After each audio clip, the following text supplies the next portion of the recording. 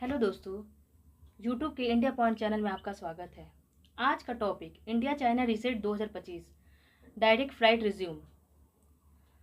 आपको पता है कि हमारे पीएम नरेंद्र मोदी जी चाइना गए हैं एससीओ समिट के लिए। यह टियानजिन में होने वाली बैठक में हिस्सा लेंगे। चाइना के प्रेसिडेंट शी जिनपिंग के निमंत्रण को स्वीकार किया है। यह मोदी जी की चीन यात्रा 7 वर्षों में पहली बार है। कल यानी 19 अगस्त 2025 भारत और चीन ने सीधे राष्ट्रीय उड़ान डायरेक्ट फ्लाइट कनेक्शन पुनः शुरू करने की सहमति जताई है। यह एक बड़ा कदम माना जा रहा है जो दोनों देशों के हालिया सुधार और कूटनीतिक संबंधों में नरमी का संकेत है। दोस्तों, इंडिया चाइना रिलेशन में एक बड़ा रिसेट शुरू हो गया है। 2020 के बाद पहली बार दोनों देश डायरेक्ट फ्लाइट रिज्यूम करने वाले हैं। इससे क्या मतलब है, आज हम डिटेल में समझेंगे। गलवान क्लैश 2020 के बाद रिलेशन टेंस हो गए थे, डायरेक्ट फ्लाइट कैंसिल हो गई थी, ट्रेड और ट्रैवल दोनों स्लो हो गए थे। अब थोड़ा गलवान क्लैश को भी समझ लेते हैं। गलवान क्लैश 2020 क्या हुआ था इसमें? 15-16 जून 2020 की रात को लद्दाख के गलवान वैली में इंडिया और चाइना के सोल्जर के वायलेंट क्लैश हुआ था। कैसे हुआ?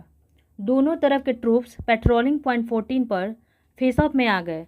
वेपन्स का यूज़ नहीं हुआ क्योंकि दोनों देश के एग्रीमेंट के मुताबिक गन अलाउ नहीं थे, लेकिन सोल्जर ने स्टोन, रॉड्स और बार्ब्ड वायर ग्लव का इस्तेमाल किया।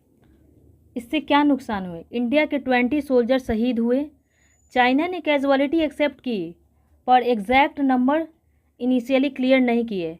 लेटर उन्होंने 4 सोल्जर्स के मरे जाने की पुष्टि की। 1975 के बाद पहली बार इंडो चाइना बॉर्डर पे डेथ हुई। रिलेशन बहुत टेंस हो गए थे और दोनों तरफ की मिलिट्री बिल्डअप शुरू।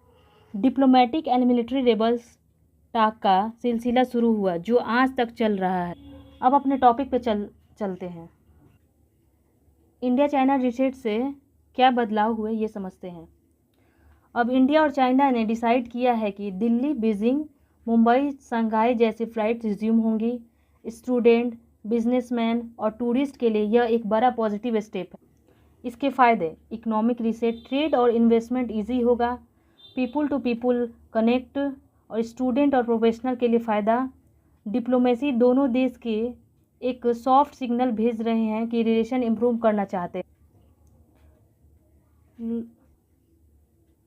फ्यूचर पॉसिबिलिटी के बारे में समझते हैं।